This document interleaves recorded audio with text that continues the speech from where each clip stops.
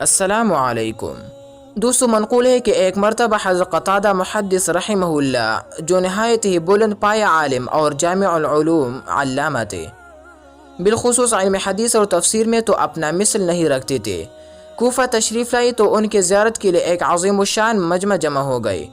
آپ نے تقریر فرماتے ہوئے حاضرین سے کئی بار یہ فرمایا کہ سلو عما شئتم، یعنی مجھ سے جو چاہو پوچھ لو۔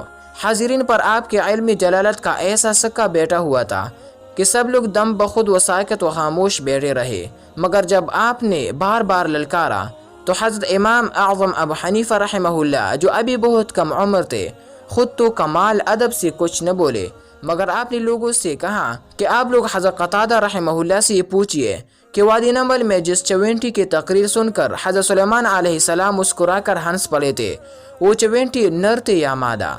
چنانچہ جب لوگوں نے سوال کیا تو حضرت قتادہ رحمہ اللہ ایسے سٹپٹائے کہ بالکل لاجواب ہو کر خاموش ہو گئے۔ پھر لوگوں نے امام ابو حنیفہ رحمہ اللہ سے دریافت کیا تو آپ نے فرمایا کہ وہ 94 مادہ تھے۔ حضرت قتادہ رحمہ اللہ نے فرمایا کہ اس کا ثبوت؟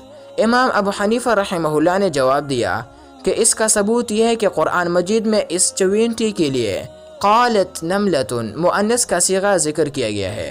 اگر یہ 94 نر ہوتی تو قال نمل مذکر کا صیغہ ذکر کیا گیا ہوتا۔